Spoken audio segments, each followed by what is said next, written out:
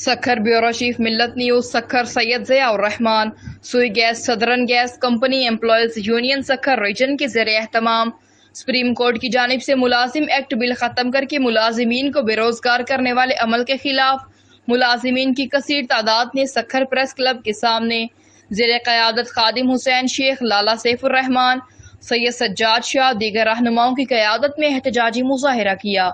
اور اپنے حقوق کے لیے نعرے بازی کی۔ مظاہرین نے ہاتھوں میں مذمتی پلے کارڈ اٹھا رکھے تھے۔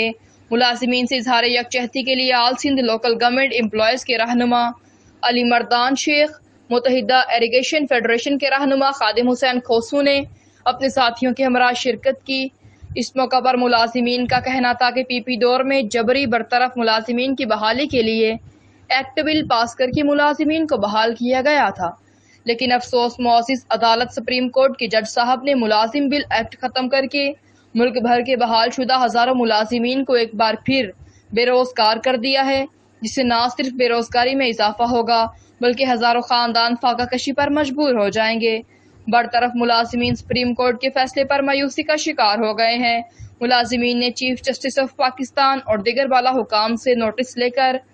ملازم ایکٹ بل کے فیصلے پر نظر ثانی کی اپیل کی ہے۔